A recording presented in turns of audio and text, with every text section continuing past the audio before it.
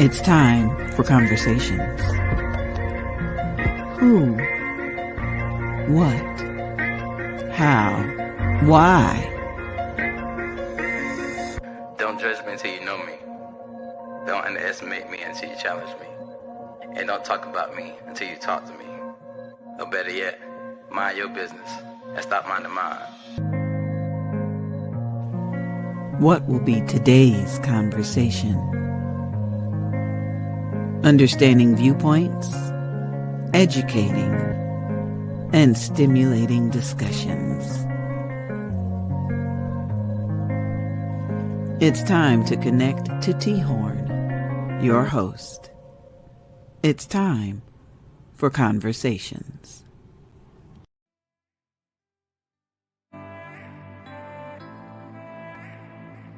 Yo, what's good, everybody? It's T-Horne da UnCool, and I want to take time to welcome you to another segment of Conversations with yours truly, T-Horne da UnCool. So tonight, oh my goodness, tonight. Y'all, excuse me, I put my little fidget spinner, having a little bit of time with it. Tonight, oh my goodness, we're talking about a hot topic that a lot of people don't want to discuss, but guess what? We're going to discuss it today. So if you're in a relationship, I know sometimes it may seem like sometimes things just ain't fair. Women can do certain things that men can't do. Men can do certain things that women can't do. And sometimes you probably look at your significant other and be like, how is that fair? How does that even make sense? So tonight we're talking about the whole idea of the double standard in relationships. I'm going to be joined by a couple great guests tonight, but let's just talk about it for a second. Why is it fair if men and women are supposed to be considered equal in their relationships? Why is it fair for some women to get away with some stuff that men can't do? And some men to get away with stuff that women can't do? Because we're all equal. We should all be able to do the same thing, right? No. Double standards are a real thing in relationships, and there are reasons why a lot of relationships have so many issues. So we're going to talk about it today. And I want to hit a couple of topic points when it comes to that. I have a total of 8. My first one says, why, when men sleep around, they are glorified as pimps and players, but when women do it, they are considered thoughts and hoes. Why is that a thing? Second thing, why is a married woman who stays at home and doesn't work considered a homemaker, but a man who stays at home and doesn't work is considered lazy or a bum? Let's talk about it. Number 3, why is a woman who cries in touch with her emotions, but a man who cries is considered sensitive and weak? Number 4, how come women want to be treated independent and strong and equal to men until that requires them to do something manly that they don't want to do, and they switch up? What's up with that? Come on, girls, let's talk about that one. I really want to hear about that one, because y'all still be talking about, oh, we equal, this and that and everything, until it's time to move a couch. You know what I'm saying? Next thing, why is it considered sexy or okay for women to be in homosexual relationships or perform same-sex acts, but when men do it, it's considered disgusting? You know, just something I've been wondering. Not something I wonder for myself, but something that needs to be talked about. Because, you know, for my viewers who do practice that type of lifestyle, it's totally unfair. So let's talk about it. Number 6, why, when women get angry, they are considered irrational and have a bad attitude. But when men get angry, it's showing dominance and authority. Number 7, why is it that society thinks a woman naturally supposed to raise a child and can do it alone, but a man can't? And my last topic I want to discuss is, why do women feel like a man is always supposed to supply their needs, but a woman can pick and choose when to supply a man's needs? Some good topics. I want to go ahead and invite my first guest onto the show, Miss Michelle Green, also known as Shea Green. The reason I'm inviting her to the show, she's a Jacksonville, Florida native. She's the example of what most people in society would consider a strong, independent woman, because, you know, she's single. She runs her own business. She has multiple streams of income. Has her own house, has her own car, makes her own money. You know what I'm saying? And, you know, really, let society tell it she don't need a man. So I want to invite her onto the show and get her views again, because I'm a man and she's a female. Now I want anything to be biased in conversations. I want everything to be explained from different points of view. So once again, we can have enlightenment and understanding and have positive interactions afterwards. So, we can move forward in a positive direction after the conversation. So if you can, let's go ahead and invite Miss Michelle Green onto the screen. Hey, Michelle. Hi. I'm so glad you can actually join me on here, man. I've been wanting to get you on here for a while. Now I get you on some other topics. I got you. Well, thank you for inviting me. Of course. So the topic is double standards. You think you have any insight of why I invited you on to talk about this topic? Yes. Yeah. Yeah. You've seen me in action as far as especially specifically to one of the questions that you already asked. But yeah. We'll get to it. So just tell me and let everybody who's watching, what's your view on, well, actually, first we get into it. Can you tell us a little bit about yourself overall so we can know who we are and know why you're so qualified to talk about the topic? Sure. My name is Michelle Green. And I run a number of rooming houses here in the Jacksonville area. I do this basically by myself. It's a lot of manual labor, which I do by myself. And I am a single Black woman in a male dominated, type of arena when it comes to dealing with rooming houses. So that's just a little about me. So let me ask you this. With that being said, you feel like you'd be kind of biased when you had this conversation about this stuff? I'm going to try. I'm going to really try. But I'm going to keep it real and be honest from my perspective. All right. Okay, cool. So, oh man, the first question is going to really be a hitter. First one. Why, when men sleep around, they are glorified as pimps and players, but when women do it, they are considered thoughts and hoes? So, you want to talk on that first, or you want me to give my insight first? Yeah, go ahead and give your insight on that one. Okay. All right. So first of all, I'm gonna answer every question. Okay. I'm gonna answer every question starting out with I don't think it's fair. Okay. You put it out there for the women watching, because they probably like, oh, yeah, man, he would be biased. I try my best not to be biased. I try my best to be understanding of both sides. But I don't know. I guess that has a lot to do with the whole thing of the pride of a man. Men are supposed to be considered the hunters, the strong ones, the protectors, and I'm not saying it's okay. Because you look at me like, boy, ain't nobody trying to hear all that. No. You know what? I'm actually listening to understand your perspective. Real talk. Okay. All right. So let's say this. So when you're hunting, right, as a man, it's all about bringing in the biggest game. Who brings in the most? You know what I'm saying? Who brings in the biggest deer with the biggest horns and stuff like that? And I guess, some men look at it like, okay, the more bodies I got, or the more women, I slept with, or, this and that and everything, that makes me look more like a man. And I think that has a lot to do with the fact that, nobody's ever taught them, what it actually means to be a man. You know what I'm saying? I have boys that are in my school now, and they're middle school kids. I hear them talking about, I dated this girl, and this girl, and this girl, and this girl. Boy, I get more girls than you, and this and that and everything. And these are kids. Wow. So they get a little, and I got an all boys school too. So right. Right. So right. Yeah. Not really being kicked up as a number of girls they got. You know what I'm saying? Not ever realizing the repercussions of the hearts being broken and the drama they cause and this and that and everything. I think to them it's more like a game. It's like a sport. You know what I'm saying? And when you play, it's messed up to say, but it is. Sport. Yeah, that's not biased. It is.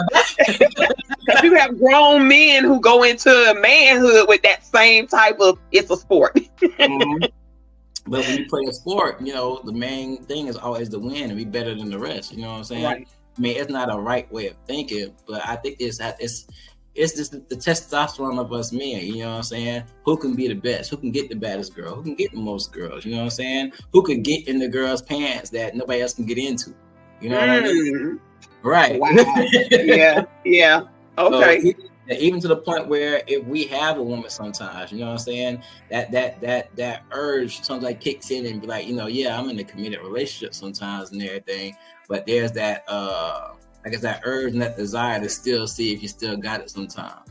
Or to be, you know what I'm saying, or to be like, okay, I'm not getting everything I want here, so I can get this from somewhere else and still keep this and like have, all your needs met. If they're not being met by your main girl, you can get them met by other girls, you know what I'm saying, to feel a sense of satisfaction, if that makes sense. It does make sense. So my question is, since that makes sense since that would make sense to a man, why wouldn't he understand when the shoe was on the other foot? See, and that's all I mean, that's where the ego comes in. Right. And I agree. It is the ego thing, because I've been known in the past I have a very big ego. Very big. Yes, as does most men. Yeah. So I think it's the whole thing of the man's mindset when it comes to a woman.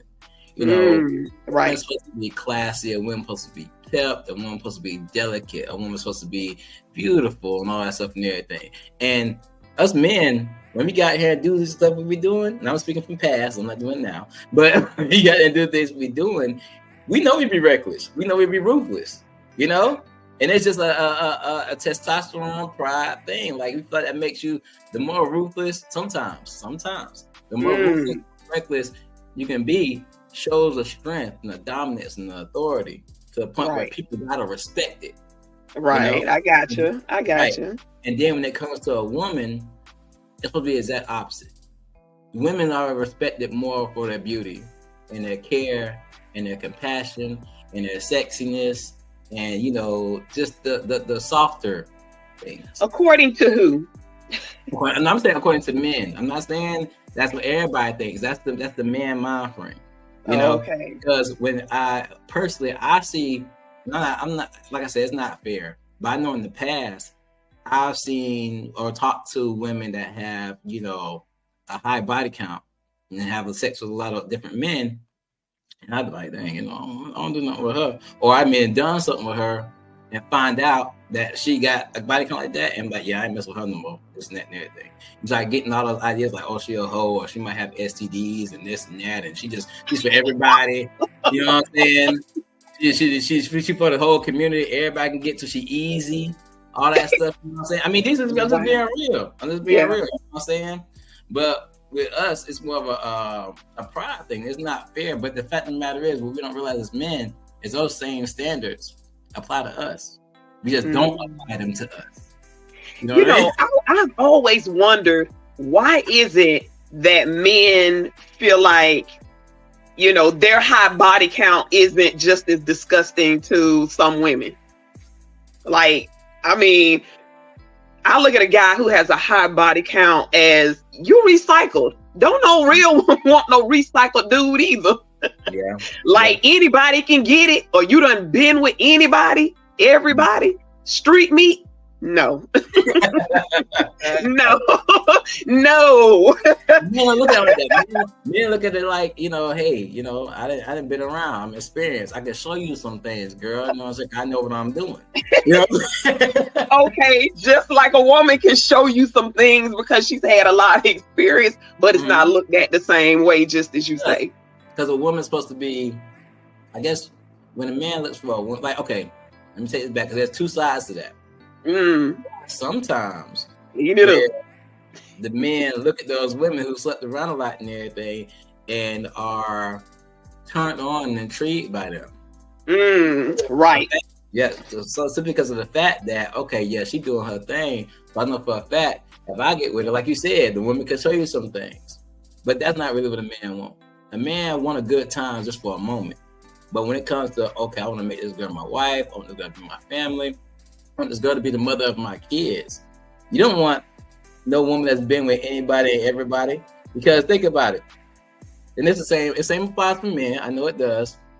But like I said, men really are gassed up off their pride. A woman may be like, okay, let's look at a scenario.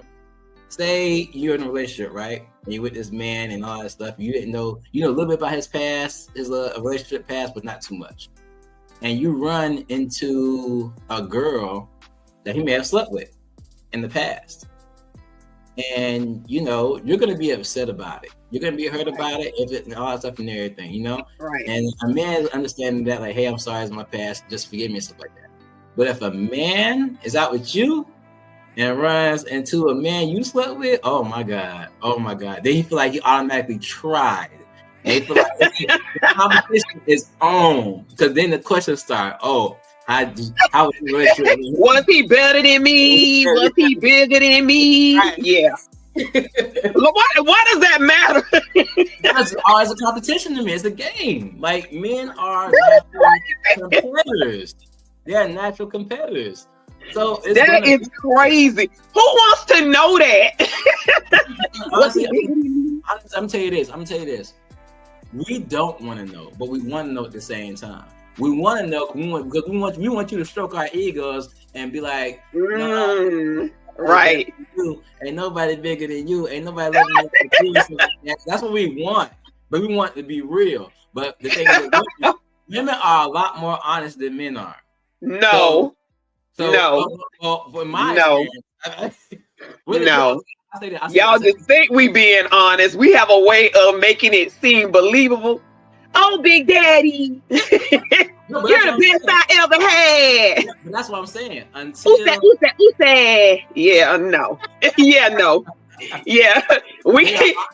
And the Oscar goes to. yeah. The Oscar goes to. But it's all about stroking the ego. You stroke a man's ego, you can get the world out. Right. But this bad to say, women do act. The Oscar goes to sister so and so until she get mad and turn the Oscar to grouch. Then that's when the real honesty come up. Like for real. Because then that's why so and so is better than you in the bed. And he better than you. And blah, blah, blah, blah. You know what I'm saying? Men, we are so, oh my God. We are so. Listen, whatever a woman tells you in the heat of an argument is facts. Mm-hmm. Because when we get mad, all bets off. We going in with just how we feel. And y'all have so much power in that aspect because y'all know for a fact that the men y'all want their ego stroked. And you know that's gonna be that's the gateway. You stroke a man's ego, you get, like you said, you get anything you want. But right. At the same time, it's a catch-22, a double-edged sword. It's a double standard itself because at the same time, you know that's the same way to tear us down too. It's the way to build us up and tear us down at the same time. Yeah. Crazy, man. So with that being said, on the first point, from a woman's standpoint, how do you feel about men being called players and being glorified, but women being called thoughts and hoes and treated like trash because of that? Well, who's calling you pimps and players? Other men.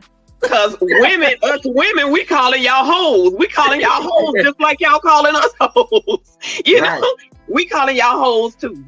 You know what? I mean, yeah. Well, it is a double standard. It really is. It's a double standard. It's not fair, but I mean, it's all a matter of perspective and whose standpoint you're coming from. Because like I say, I don't want a recycled dude. But then again, when I get with a dude, I really don't care about his body count. I don't ask those questions. Everybody has a past. That stuff seems to matter so much now to men now. Like I remember like 10 years ago, that wasn't even a thing. Because like I was aware of.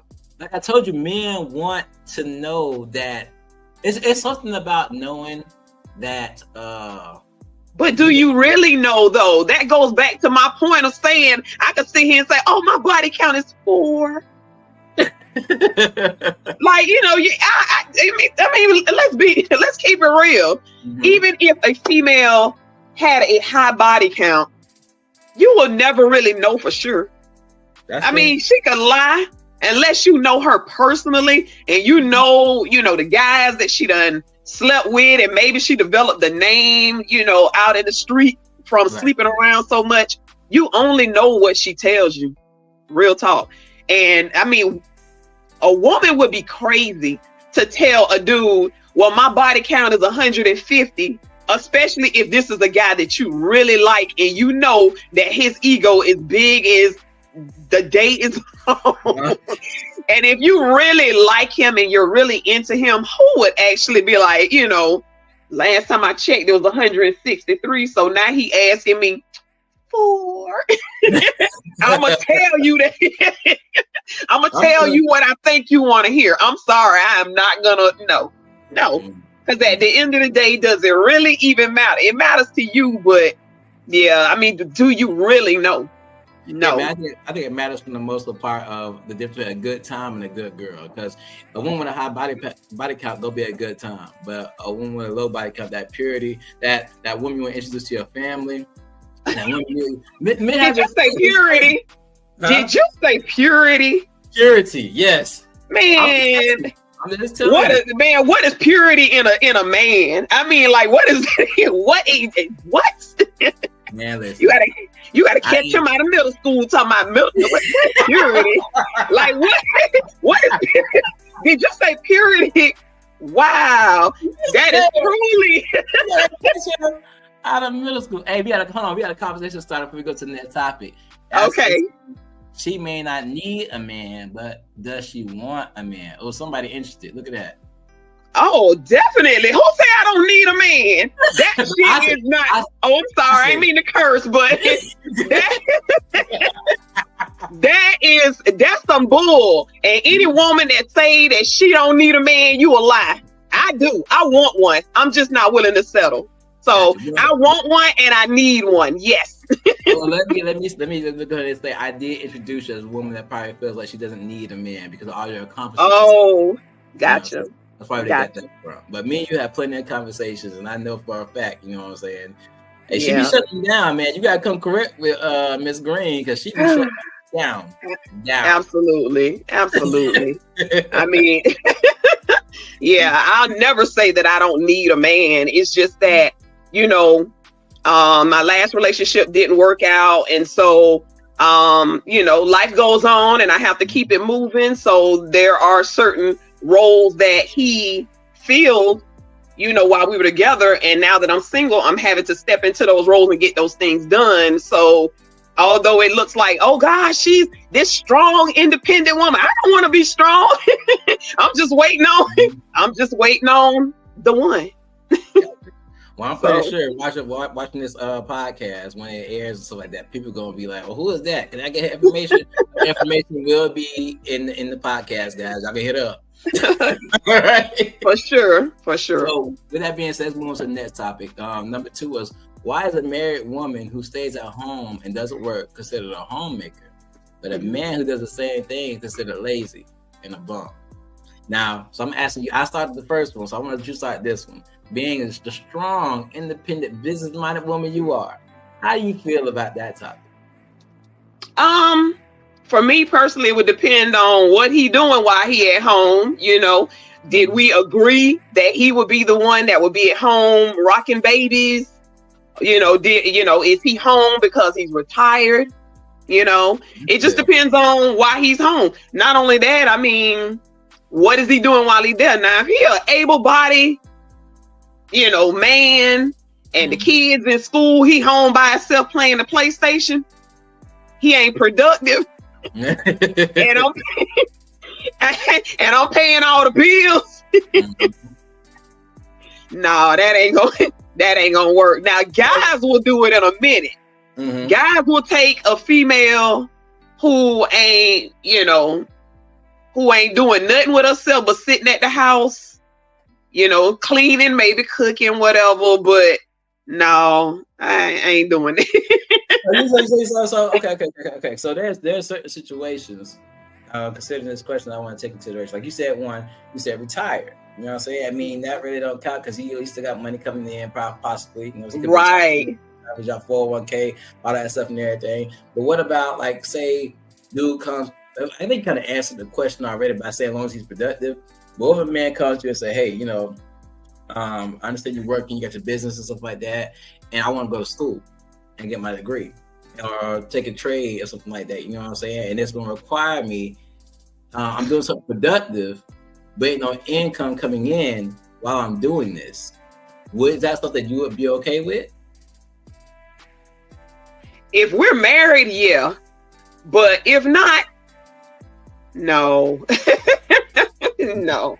I mean, it's one thing for him to be, aspiring to go to school and trying to get his act together before I meet him. Mm-hmm. But like for me to be in a relationship with a guy who's doing nothing and then he just decide he gonna go to school, whatever, no, that's not for me.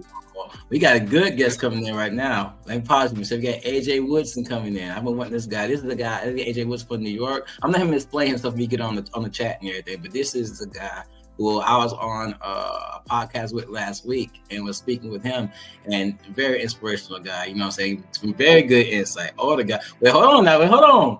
So I'm gonna tell you this, Michelle. I ain't trying to put. God. So listen, last time we was on the podcast. You know what I'm saying? Bro had a little silver fox thing going on. The women was at him. You know what I'm saying? Older, dignified, man. You know what I'm saying? I'm just saying. Okay. AJ, what's up? What's up? How you doing? What's up, fam? AJ. Don't beat me up, man. I was talking about how we were on the podcast last week, and they asked you was you in the Silver Fox crew. You know what I'm saying? So, yeah. But like I said, then I just started letting this grow because I used to cut it all the time. Mm-hmm. And one of my boys is actually a woman said it. She's like, "Yo, you earned your gray. Let it show." So I just tried this out a little bit, and it seems to be Well, I'm keeping G with you, but they was acting on the podcast. Apparently, women like it, so keep it. You know what I'm saying? So hey, you know what I'm saying? Hey, player. You know what I'm saying? Brothers don't admit it though, but we do a lot of things for women. I mean, real talk. When you're younger, you want to have money so you can get the women. You want to drive the nice cars so you can get the women. You want to have a nice job so that you can get your own crib so you can get the women. A lot of stuff we do is to get the women. And most men won't admit that. But I mean, it is what it is. I will. I remember I was in middle school. I mean, y'all think that because everybody know I do hip hop and everything like that. Y'all think that I just woke up one day just creative writer writing music like that? No, it started with me wanting to get girls, and that's where the rhyming started. Oh my god! My god! When we came out. These artists don't understand how easy they got it. They got a music producer, they got a publicist, we ain't had none of that. I didn't know what publicity was. I was trying to get us in the magazine so the girls would see us. I didn't know what radio promotions was. I was trying to get on the radio so the girls would hear us. You know what I'm saying? I mean, keeping it real. You know what I mean? I didn't know what all those things was. And that's we got another guest. We got another guest coming on, Silent Storm. Oh, with the Rough Riders. That's a good friend of mine. We'll invite her in. Come on, Silent Storm. What's up? Hey, B. What's up? All right, before we go into any more conversation, guys. Okay, so She Green, Miss Michelle has introduced herself to our viewers and stuff like that. AJ, Silent Storm, Bianca, my good close friend. You guys take time to introduce yourself, tell us where you're from, and tell us, why you think you're qualified to talk on the topic we're talking about today, which is double standards when it comes to men and women. Ladies first. Oh, thanks, AJ. Bianca, Silent Storm, Rough Rider. A little bit about me. I'm me. I can be goofy, funny, serious, smart, dorky, don't matter. Depends on the conversation. I think that also makes me somewhat qualified. I can see things from different points of view and different perspectives. And I'm a woman who's dating men. So, Right. Okay. AJ, go ahead, man. AJ Woodson. I got a black newspaper, black media said Black Westchester. I'm gonna keep it honest. Angie just hit me and was like, "Yo, check out the show, and if you got some questions." And I was like, "Yeah, I was just sitting in the background just watching." So But I feel like, I feel like I can speak on the topic. I mean, just from life, Right. you know what I mean? Just everything I've been through. So, Gotcha. Well, let me get y'all up to speed. So, me and Michelle were talking, and I talked about double standards, and we talked about the first topic. And if you guys want to give some insight on that, you can. But we're on topic number 2. Topic number 1 was why when men sleep around, they're glorified as pimps and players, but when women do it, they are considered thoughts and hopes. Topic number 2 we're going to be talking about, which we're on right now. I'm going to go through all of them real quick so you guys understand. But topic number 2 is, why is a married woman who stays at home and doesn't work called a homemaker, but a man is considered lazy or a bum? Topic number 3, why is a woman that cries in touch with her emotions and a man who cries is considered sensitive and weak? Topic number 4, how come women want to be treated as independent, strong, and equal to men until it requires something manly that they don't want to do? And they switch up. Yeah, right. And number 5, why is this is a kicker? Somebody asked me this the other day. We were talking about this. Why is it considered sexy or okay for women to be in homosexual relationships and perform same-sex acts, but when men do it, these things are considered disgusting? I mean, I agree with that too, but I'm just saying. But number 6, why when women get angry, they are considered irrational and to have a bad attitude, but when men get angry, it's showing dominance and authority? Number 7, why is it that society thinks a woman is naturally supposed to raise a child and can do it on her own, but a man can't? And number 8, why do women feel like a man always has to supply their needs, but women can pick and choose when and how they supply their man's needs? So these are topics we're trying to focus on. And right now we're at topic number 2. Why is the married woman who stays at home and doesn't work called a homemaker, but a man is considered lazy or a bum? Michelle was giving insight saying that, but if I'm saying this wrong, Michelle, correct me.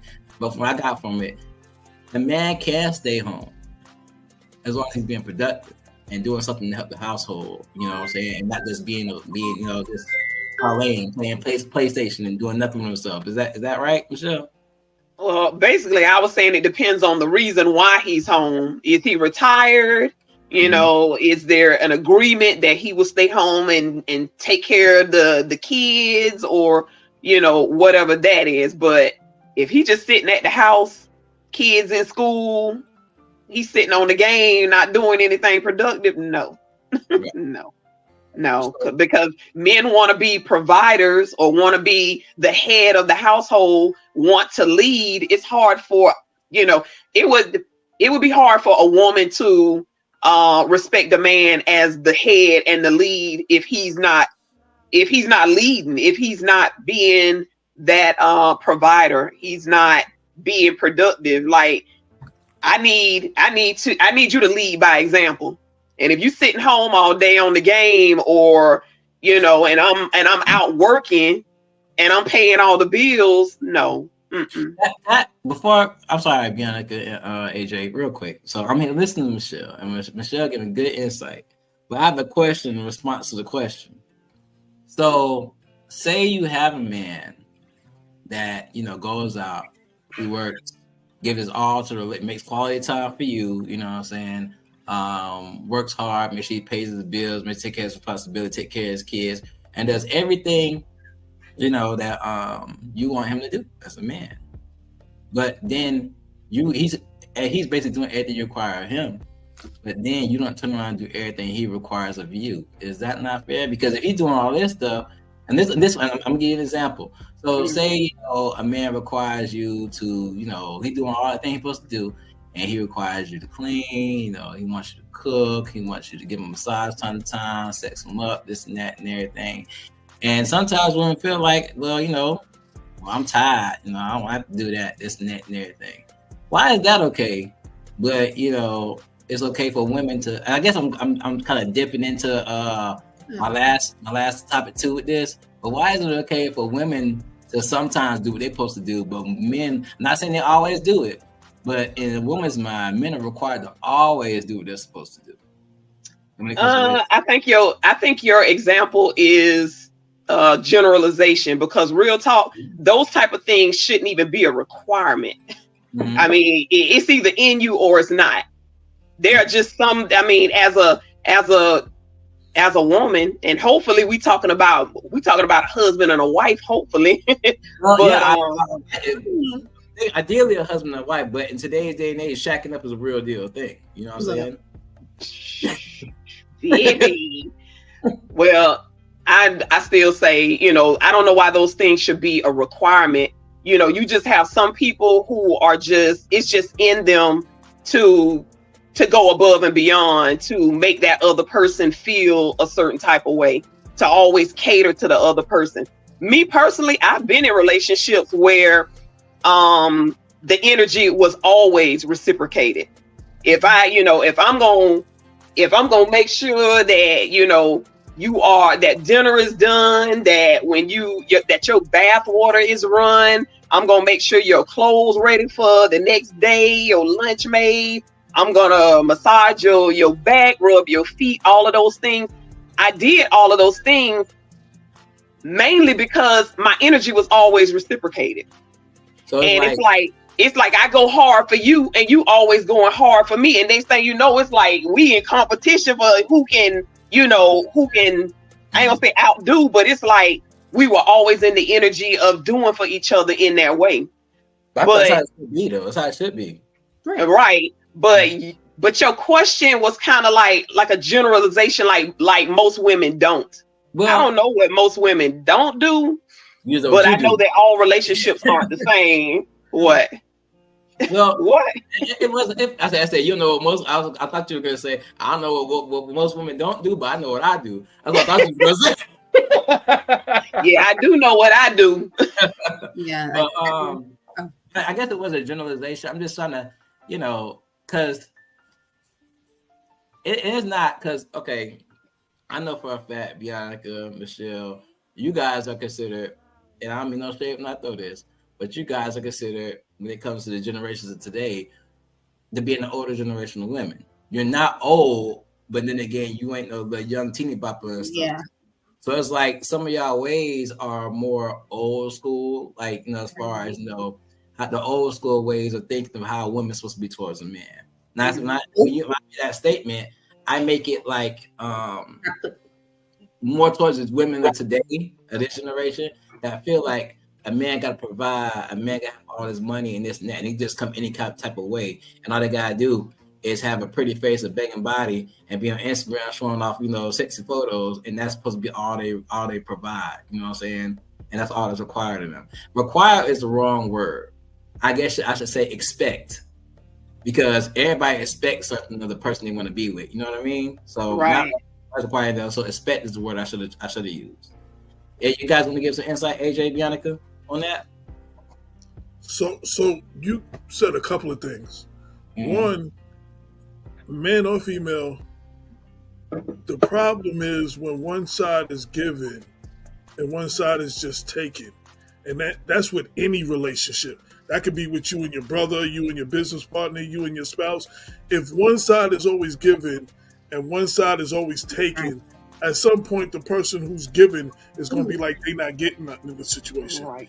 Secondly, the other thing you said, I can't generalize the whole situation on the men and women.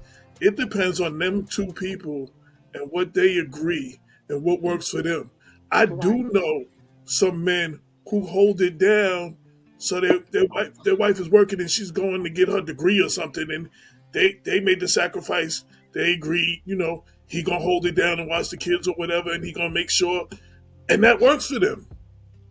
You know what I'm saying? But it's got to be whatever you two decide, and then everybody holds their end. You know what I'm saying? And that's the bottom line. I don't care which way it is. And we got to stop listening to our friends that ain't got no man or ain't got no woman telling us what we need to be doing in our relationship. Because that's always an issue too. Like, I mean, like, how you gonna tell me what to do in my marriage? You ain't never been married. Like, I wouldn't take that shit. You ain't got nothing to take. You know why I'm listening to you? Like, you know what I'm saying? Like, You know what I'm saying? You know, that's my situation up. You know, so you asked like 4 or 5 questions. I'm trying to remember them all. And oh, my thing is, I would let my sister speak though. Okay, go ahead. I get to talking. Forgive me, y'all. I get to talking. I just be rambling. I'm controlling it. Go ahead, B. Go ahead, do your thing. I think the actual question, to answer that, I would say that it depends on the energy. Each relationship is different, but I feel like it depends on the energy. Whether you're the man or the woman, I feel like I'm more old school than what I am, but I am looked at as older generation with what we have going on now. So as far as like the giving and giving and giving, we're on the lazy one, right? On the one about man being late, sitting at home and being lazy. Yeah, being considered lazy. So yeah, I really think that is circumstantial. I think it goes on both ends, whether it's woman staying home or woman working, man staying home, man working. It's lazy when you're not doing anything. It's lazy when you think that it's expected. You know, they expect the other party to go out and work, and then they think it's okay to just sit, chill, play games, do whatever. They're not trying to do anything to help compensate, whether it's a side job, cooking, cleaning, something like that. When you just staying there, you sleeping in, you waking up, playing, figuring out how to get to your friend's house, not coming back till umpteenth hour, whether you're the woman or the man, that's lazy. But if you are, you know, putting in some kind of effort, knowing that, you know, I can't bring in money to the table, but I can do something else, you know, that kind of offsets it. And again, I think that's woman or man. Gotcha. As long as both sides are contributing in this some way, contributing that both sides agree that, you know what I'm saying? Like, I could say I'm contributing, but if that's not what she's looking for, then it don't make a difference if I'm contributing. You know what I'm saying? Like, even no matter what I'm doing, if that don't work for her or she's not receiving that, there's a book called The 5 Love Languages. And what happens is sometimes you speak in Spanish and the other one speak in French. We all receive and give love differently. So just because that's how you receive love, that don't mean that's how the other person receive love. Like, some people need affirmation. Some people need you to be touchy-feely with them. You know what I'm saying? Some people need you to, you know, always thank them for what they do and stuff like that. You know, acknowledge them.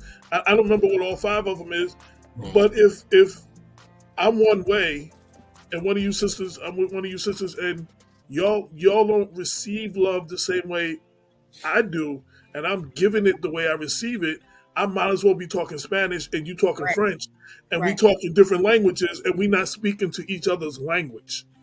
You know what I'm saying? That's why I said it got to be a collaborative thing, and whatever the situation is, and just whatever happened in your last relationship might not work with this situation. Right. It's like all one thing I found out: all you sisters are different. What turns you on might not turn her on. Just because that drives you crazy, that might turn her off. You know what I'm saying? So you got to do your work. In that early point, you got to be exploring each other. You got to find out what the other one, what moves you. I want to know what moves you. You know what I'm saying? I want to know what drives you crazy. I want to know what, you know what I'm saying? I want to know what does it for you. You know what I'm saying? And then I'm going to try to do everything I can. Right. I'm going to try to do everything I can to make sure that I do it for you. You know what I'm saying? Right. Like, you know what I'm saying? Like, yo, I'm not just going to assume because I buy you flowers every other day. Maybe you don't like flowers because they die. You know, maybe you don't like flowers. You know what I'm saying? And maybe your ex-girl did like flowers. So I can't treat you like I treated my ex-girl because she liked flowers. Maybe you're allergic to flowers. You know what I'm saying? Like, okay. You need to take the time on both sides to explore what the other person likes, what makes them move, what turns them on. I want to know that. Yeah. And I'm a little older, so any woman can satisfy me physically.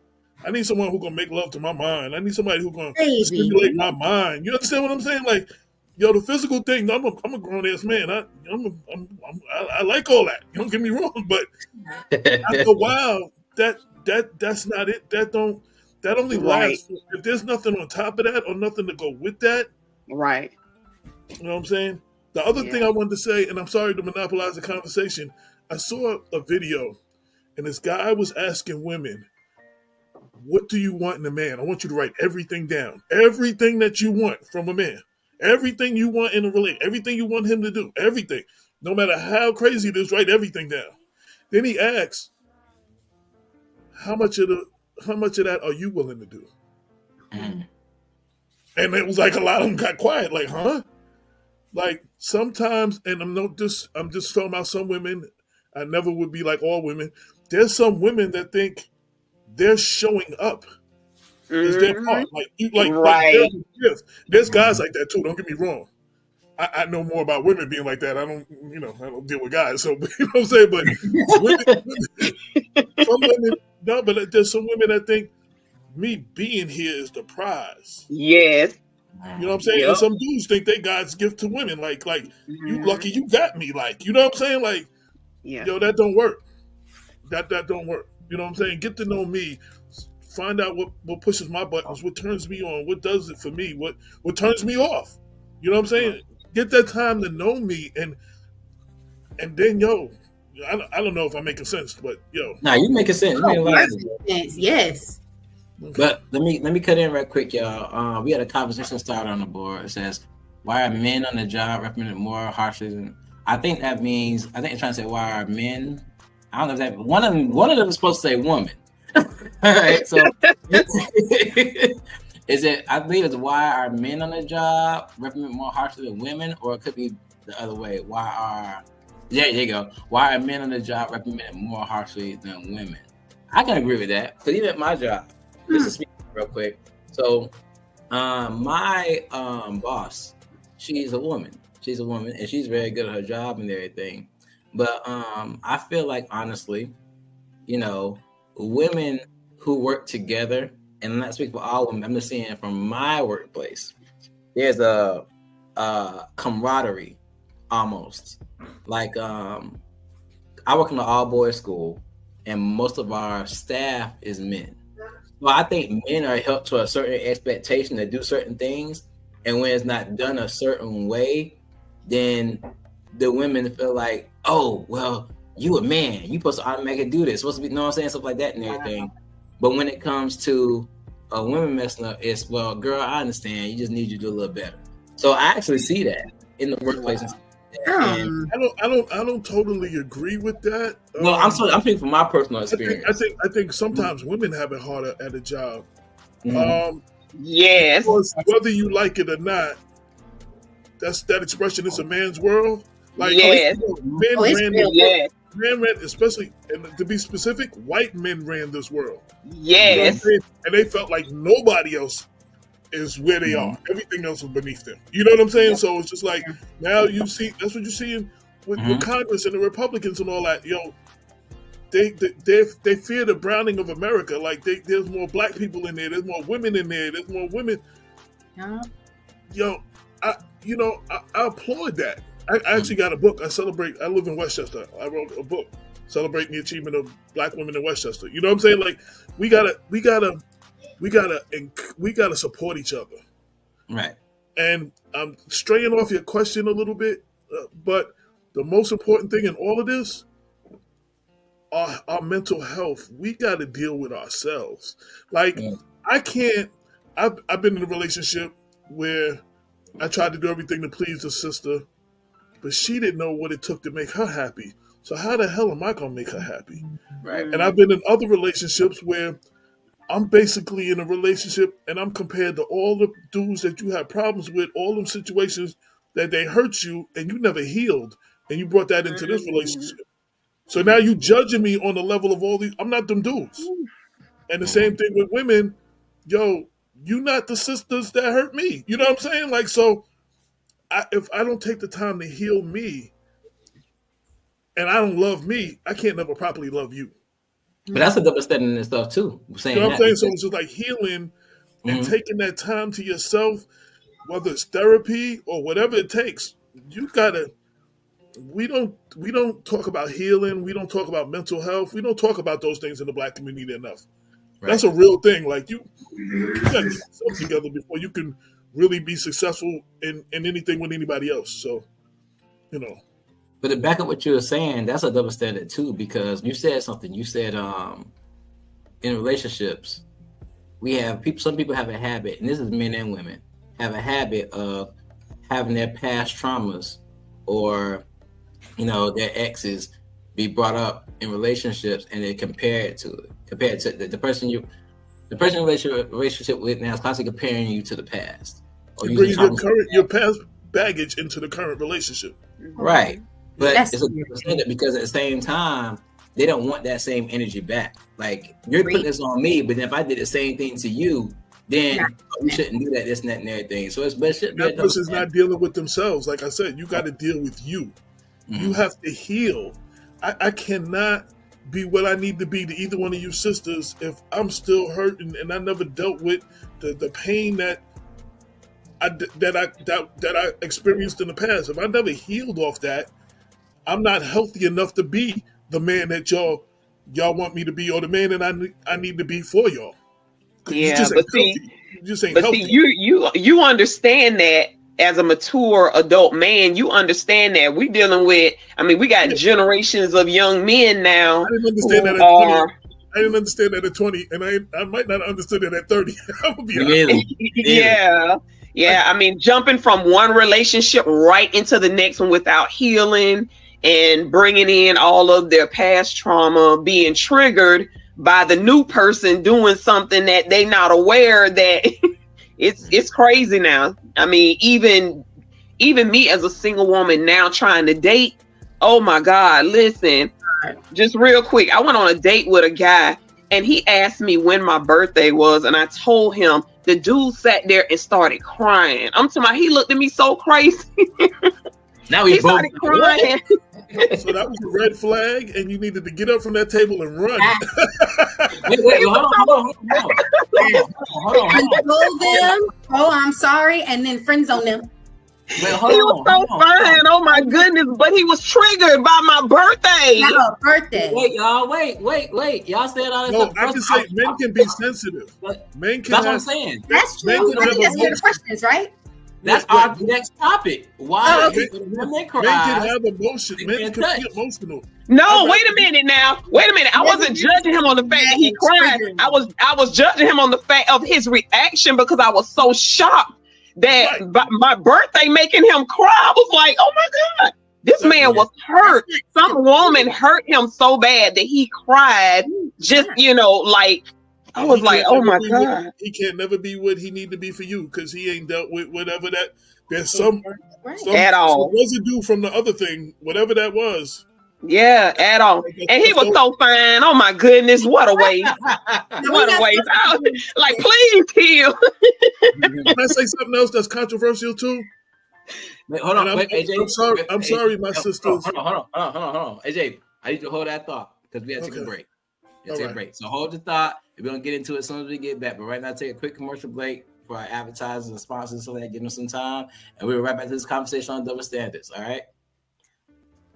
If you or someone you know needs help coping with depression, anxiety, or PTSD, overcoming low self-esteem, or managing major life transitions, we invite you to schedule a free consultation call for telehealth clients. Shekinah Downs, licensed clinical social worker, is now accepting new telehealth clients in the office too. Schedule a free consultation by calling 386-385-4483. That's 386-385-4483 in the brand new Daytona Beach office as well. 50 to 60 minute individual therapy sessions and a variety of insurance plans are accepted. Couples therapy and coaching is coming soon. We invite you to log on to cjaqis.com Schedule a free consultation by calling 386-385-4483. That's 386-385-4483.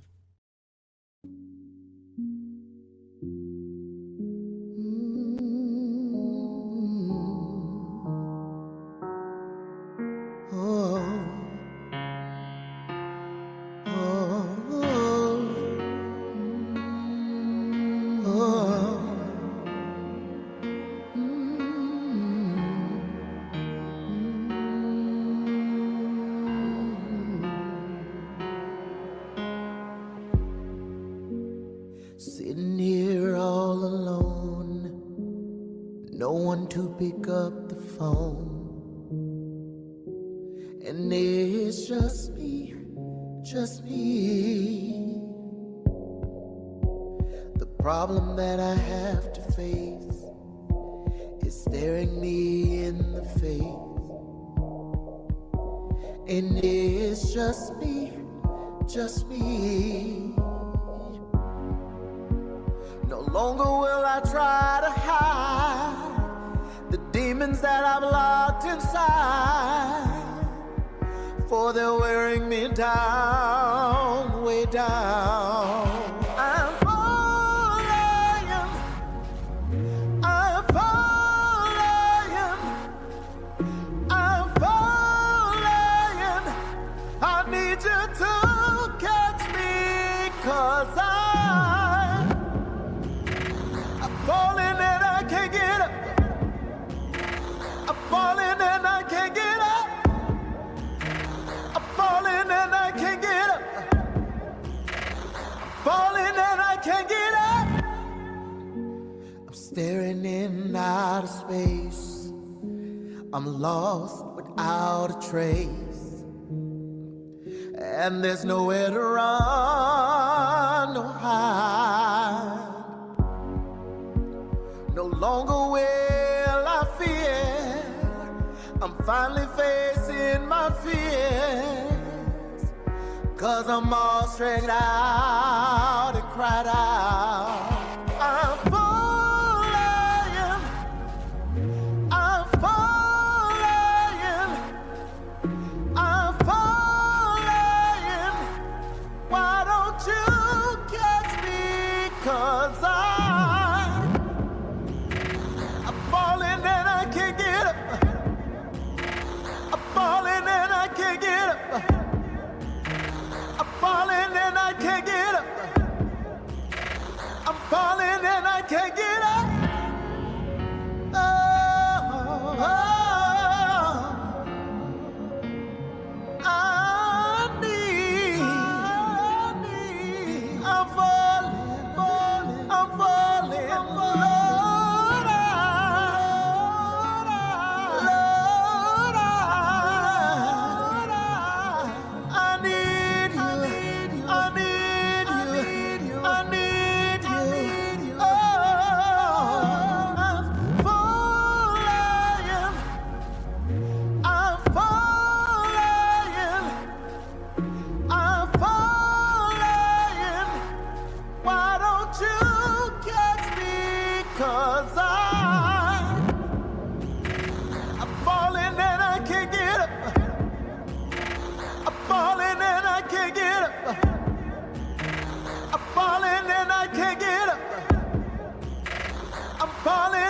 Can't get up.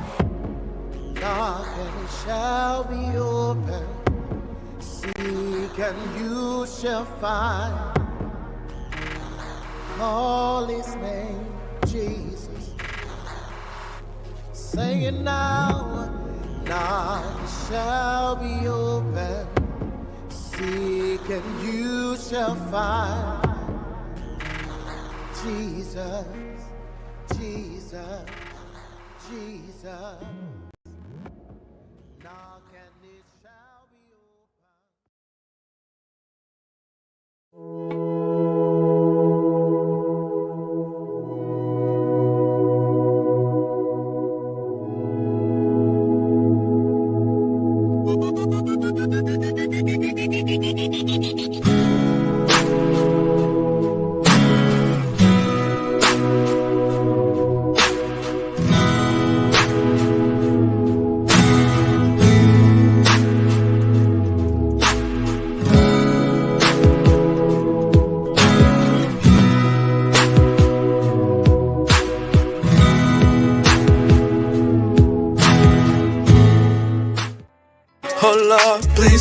bed. I shouldn't be running when you save me from what I'm running from. Sometimes I'm scared that I'm not worthy of your love. Lord, here's my issues. I'll step aside. Do what you do. Just know that I'm right beside you. See my issues, but you still love me still. And when I'm guilty in my limit, your words are real. They catch me when I fall, and so when I call. Yo, what's up, everybody? Welcome back to Conversations with T-Horne da UnCool. I am the one, the only T-Horne da UnCool, and we're having a great conversation about double standards. We're talking about some real deal stuff and there's some real deal insight to bring enlightenment, understanding. And once we get that enlightenment, understanding, we're going forth about these situations in a more positive way. I'm going to go ahead and invite my guests back, Miss She Green, Miss Silent Storm, and Mr. AJ Johnson. What's it? Welcome back, guys. Welcome back. So, before we left on the break, we were kind of diving into our third topic of discussion. Why is it when women cry, they're in touch with their emotions and feelings? When men cry, they say they're weak and sensitive. I think, AJ, you were saying something before we had something to say before the break. You remember what you were saying? Yeah, it wasn't on that, though, but it was just one thing as an observation. Okay. So, I noticed a lot of my sisters out there, everybody's looking for this 100% man or this 10 that doesn't exist, and they turn down some good 7, 8s, and 9s that'll have your back and do everything for you, but because they're not everything, they not this 10 or whatever this image is that we have in our head that they should be. You know what I'm saying? And you might have a good dude that be good with your kids and hold you down, do everything you want, but he's not that 10. And I think I think it's both on both sides though. But I see it a lot with my sisters because I think men have unrealistic expectations going in. Yo, y'all think y'all hair real hard over there, like it just there's no perfect person. Yeah. We're all flawed beings. We all got issues. I tell people, my issues got issues. I'm gonna be honest. Like, you know what I'm saying? I'm dealing with them. Don't get me wrong. But we're looking for this perfect person that don't exist, and we really miss out on our blessings sometimes. So I wanted to share that. I wanted to share that. Go ahead. Well, yeah, before you do that, let me apologize real quick because I said AJ Johnson. Sorry, sir. I got a Johnson at work. I said it's AJ Woodson, guys. Woodson. I don't want to mispronounce nobody's name because somebody said T-Horne da UnCool the wrong way. I'm gonna be bothered by it. But Bianca, go ahead. I had to apologize, Mr. AJ, real quick. Go ahead. No problem. You made me forget what I was gonna say. I'm sorry. Well, I think that was on purpose. I think he purposely did that. No. He's about to bring it. He didn't want you to bring it. No. But honestly, back up what you're saying. So this gonna sound real superficial, and maybe I'll drop Bianca's memory a little bit. But you say I look for this perfect person. What always gets me is how men and women, like for example, men want this woman with the big butt and the big titties and the slim waist and the pretty face and the nice thighs and all that stuff and everything. And women want this man, he got to be 6 feet. He got to have a six-pack, got to have a nice fade, got to have the beard growing out, this and that and everything. But then you sitting up there built like a bag of potatoes. That's it. Wait a minute. Because women are just as visual as men are. We are. That's the first thing we see, and it's like you want to attract what you are, but men are just as bad. Right. Men want a dime, and they shape like Patrick Star. So no. You get what you are. Would you date somebody shaped like you, looking like you? All right, sis. No, you know what's real talk about that? Real talk. I used to ask women, so what is the first thing? What are you looking for in a man? They be like, someone with a nice personality. I was like, yo, show me what a nice personality walking down the street looks like. That part. You know what I'm saying? Like all the things they say they want. Tell me what that looks like walking down the street. How can you tell that when you say, "Oh, I got to have that"? It ain't the personality that you're thinking about right there. You know what I'm saying? Yeah. Well, appearance always get your attention. That's always the first thing get your attention. How somebody yes, it's always be the first thing get your attention. Always. Always. The vote. People ain't listen. Never trust a big butt and a smile. That got me in trouble a few times. I'm gonna be honest. Like, yo, hey,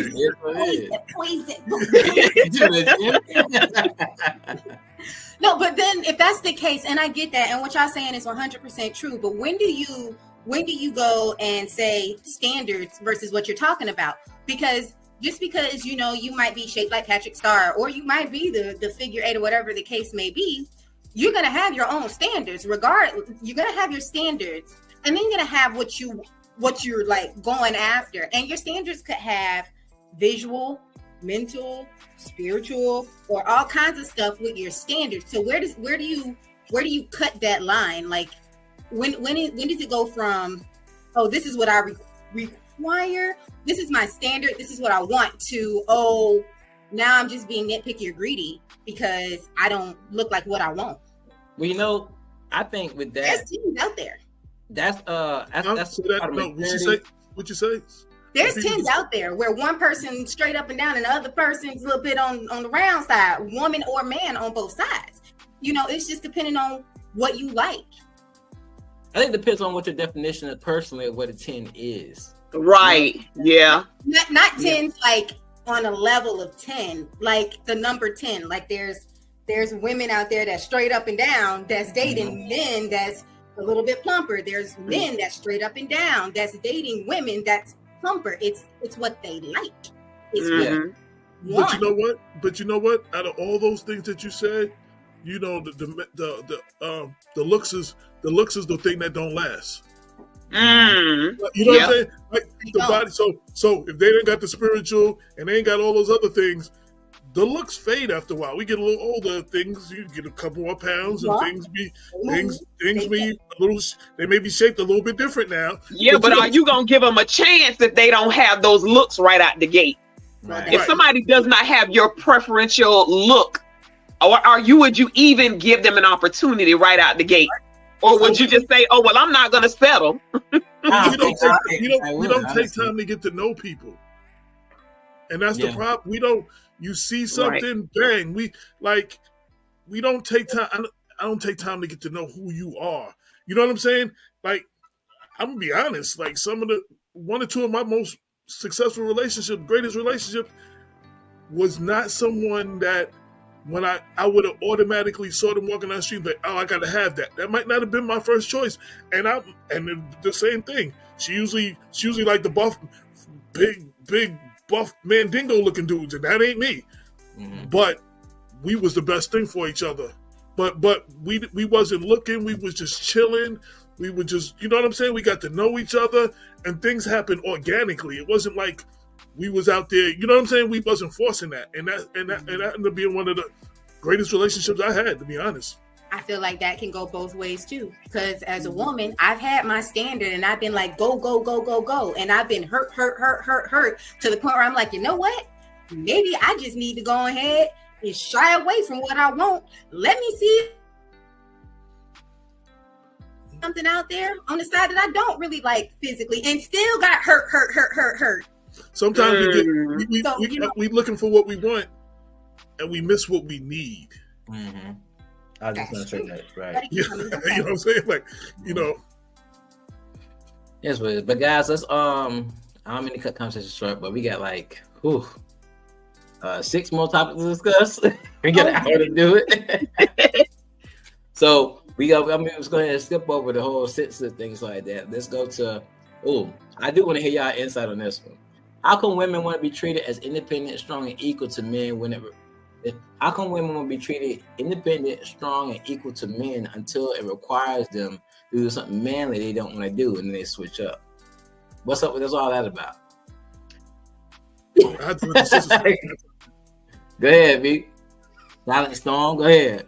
Okay, so I'm a little bit old school, but I am still technically new school. I feel like I fall in both. So middle child, like you You're like middle, J. Cole, middle school. You're middle school. middle child, Middle J. Cole. right. Y'all might cut me a little bit on this question. So I think that this is just me. This is who I am. I can't speak for everybody. This is what I'm looking for. I am looking for a man to be in an old school man's place. I want somebody that can or could or is willing to take care of home. You know, so What does that mean? Take care of home. What does that mean? Provide, Okay. love, honor, respect. I want to be the one that I want to work. I don't mind not working, but I want to work, and I want to be the support. I want to be the rib. I want to be the backbone. I want to be your neck. I don't want to be the I am woman, hear me roar. Because like you said before, that's like men get upset at I am woman, hear me roar. But then you do things like the first question, third question, where you just want to sit down and be lazy and you make the woman be I am woman, hear me roar. And then you get peed off when I am woman, hear me roar. And I act like I am woman, hear me roar. Well, can I say something? So something we're getting to later on. I'm listening here, I'm hearing you talk, and what I'm hearing is not from you, but I've heard women say what you're saying before, and it gets to the point where there's a double bind involved. And what I mean is, like double bind is you say one thing, but your actions or how you respond is something totally different. And what I mean by that is a woman says, and not just you, I'm saying what other women, not saying all women, but a lot of women I know have said, I want a man to provide and protect and honor and love and be this manly authority figure, just this manly figure who just takes care of everything and makes them feel safe and all that stuff and everything. But at the same time, and this is where double bind comes in, we're saying that's what we want as women, not we, but you know what I'm saying. As women, we're saying that's what we want, but then when we get that and a man tries to lead, it's, oh, you just want me to do what you tell me to do, or you just want to control me, or this and that. So how can the woman say I want all that stuff from a man, but then when they get that, they have so much backlash toward that man, because then that now is I'm being controlled. Now you want to be submissive and this and that, and they fight against it. Even though the Bible tells a woman to be submissive, not saying the woman to be a man's slave, but a woman should have some sense of submissiveness about her. But that's not what's given when men are giving you what you want, but you're not giving that the supposed to be reciprocated energy back. If that makes sense. Can I speak from a man's perspective and from and being total transparent? So I was married and I'm divorced, but afterwards I had to realize like we get into things like the Bible says. I'm paraphrasing. I don't know exact words, that the woman should follow the man or whatever. But the second part of that is as the man follows Christ. Yes. You understand what I'm saying? So at some point, because of some unresolved issue from other relationships, and I got things wasn't working out too good, I had to look at the point that I was failing somewhat to be that man, to be that head, and it forced her to, at some point in the relationship, to have to wear the pants a little bit more. And you know what I'm saying? And, you know, but it's like you have to play the part. Like you said, you have to demand respect. You have to play the part. If you fall, too many men fall out of their rightful position and they force the sister to have to wear the pants, to buy the bacon and fry it up in the pan and all those other things. You know what I'm saying? And still work. And still work. Mm-hmm. And you know, at some point in that relationship, I had to understand and I had to deal with me that I was slipping a little bit in that part. And that was part of the cause of the failing of the relationship. Wasn't the whole cause, but that was part of the cause. And then sisters sometimes don't understand. You can build your man up or tear him down with your words. As I was already feeling a certain kind, I was already feeling a certain kind of way. You know, midlife crisis, whatever you want to call it. You know what I'm saying? Her words on top of that wasn't helping. Yeah, you know what I'm saying. So, but I still had to look. I had to look at my role in that situation. Well, and AJ, I'm sharing that. I'm sharing that to be open because we talk about what the other one didn't do, or what the other one's not doing. But what is your role in that situation? Right. Are you doing everything you should do, male or female? Right. You know what I'm saying? So we don't deal with that part, and until we do, so you know, I had to talk to my pastor. I had to talk to a few people. You know what I'm saying? I had to, and I got it back on track. You know what I'm saying? But I had to deal with that though. You know what I'm saying? And a lot of men don't want to deal with that. Right. Okay. A lot of men won't admit that, and I'm saying this on camera in front of y'all and whoever's going to see this, because some young man needs to hear this. But I hear what you're saying. I hear that, and I feel you on that. But I'm gonna use me and my wife as an example. Everybody who knows me knows I love my wife to death. She's my everything. You see my picture in the background. Y'all can see it right there. But me and my wife have an ongoing joke where, you know, my wife is used to being, you know, the independent woman because she's been with men that she's generally had to take care of because they weren't doing their part. Living in house. Right. And when we got married and we got together, it stopped being like that. I'm like, hey, you know what to do. You ain't gonna take care of me. I'm gonna do my part because I guess I here and work. I take care of my kids, take care of my business responsibilities. I will go broke knowing my responsibility taken care of and be straight. I'll be sitting right here broke with my bills paid, my kids taken care of, my wife happy, we good to go. As long as everything's taken care of. Mm-hmm. So we have an ongoing joke where, you know, my wife used to be an independent woman. So, you know, sometimes she's doing things in her way. And I tell her, I'm like, hey, do this way, or do that, or listen to me, this and that and everything. And we have an ongoing joke. All right, you know, if you don't listen to me, something will go wrong. You know what I'm saying? And majority of the time, I'll say do something and she'll do it her way and stuff go wrong. I'm like, didn't I tell you? Just because you don't be submissive, you don't listen and stuff like that and everything. That's really hard though.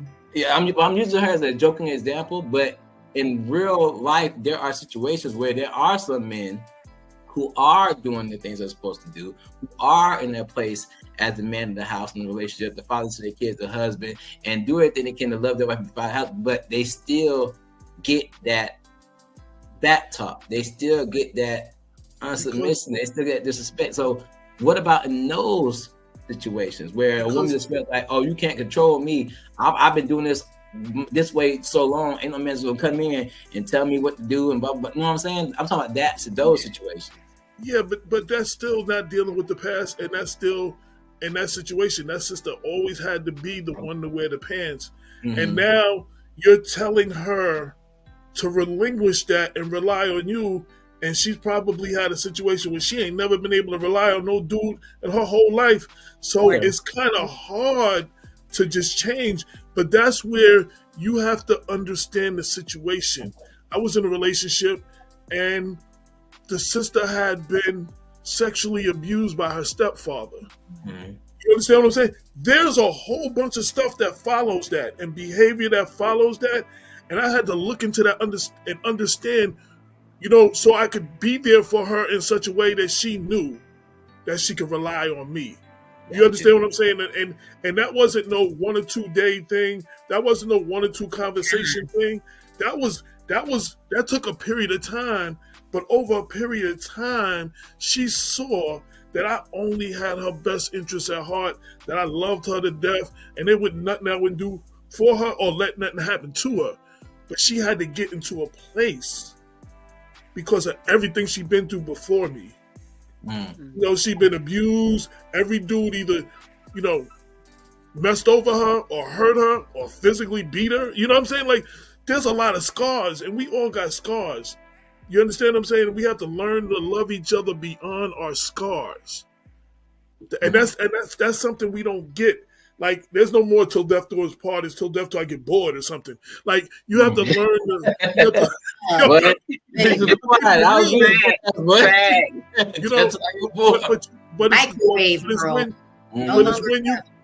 But it's when you can get to a place where you can show love and love beyond the scars. You understand what I'm saying? That y'all can heal together, and then y'all can go. But to expect a sister who ain't never had that, and I'll go even further. You have sisters who have never seen that in their life, and then they see their mama ain't never seen that in her life. You understand what I'm saying? Like, so their mom ain't never had that man like that in her life. You know what I'm saying?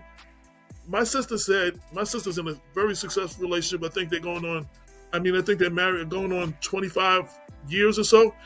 She said my father showed her the example of a real man.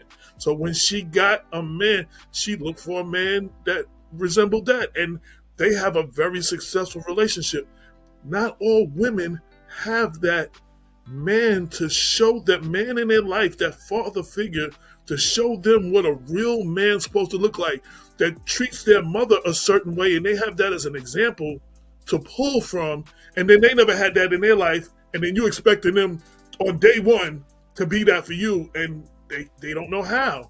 So we have to work with each other. I don't mean to be long-winded, but go ahead. Are you good? Yeah. Let me say something. Me being a woman, I've been married, and I just believe that submission comes naturally when a man provides security. Yes. When he provides protection.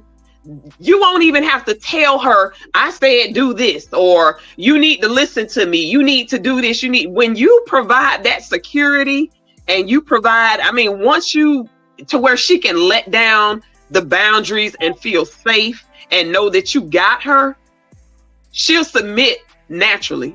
I know that. I've done that. And I was a single mom for a long time. And that took some getting used to. But after a while, I'm like, damn, this dude really got me. This dude really loved me.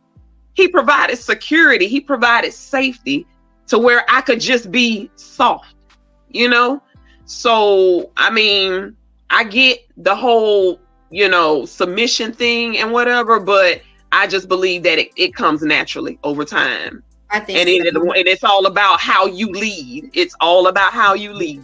And that's what I'm saying. You have to show. You have to earn respect. Like, right. You don't just walk in the door and you're gonna respect. Okay, he's the man, so I'm gonna respect him. If he's not worthy of respect, you're not gonna get it. You're not gonna respect. I've had women that were not worthy of respect, and I'm not disrespectful to women, but I had no respect for her, so there was no way I just really couldn't respect her because of who she was. Right. Yeah, we can't go. We got no future. Right. All about how a person shows you who they are. When you see who they are, you move based on that. Not what they say, what they do. Yeah. I get that. But at the same time, I'm like, sis, I agree with you 100%. And I do think, again, call me old school, I believe that it has to start with the man. Point blank, period. Absolutely. But when a woman's been put through A, B, C, D, all the way up to triple Z, it does take that time to get used to it. But even after you get used to it, you become submissive. You still figured out qualities about yourself as a woman that you don't want to let go. You don't want to. You don't want to not work. It's not about right. But now I like that about me. You might not like to be in the kitchen and cook. That's fine. You might not. There's things that you find out going through your journey that is not necessarily a hindrance anymore. It's just who you have now become. Right. And that's okay, but it's still okay. And that same woman can still be submissive. That same woman can still say, I'm C first, and still get knocked down. That, she might listen to you a little bit more. She might in her corner be like, I should have listened to my husband. And or maybe even my boyfriend. But there are certain things that you just get as a when you're going through your journey that a woman just still doesn't want to let go of. With time and maturity. I understand that. Yeah. But there's a conversation starter, guys. It says mental health in women is regarded as that time of the month. Men keep it to themselves. What do we do? So that's more of a thing, like going back on question number 3, like we know for a fact when women going through their time of the month, they really emotional and stuff like that and everything. I think that was more of a stereotypical thing because yes, very, very stereotypical. Yeah, that's a conversation gonna get you in trouble. That's a conversation no woman want to hear. Like if she's expressing her dissatisfaction over something, and you say, "Oh, it must be that time of the month." Thank you. Real, like, yo, thank you. Like, bring your neck here because I'm finna squeeze. That you can't blame that. And then call it mental health. They call your time of the month. They call the time of the month mental health.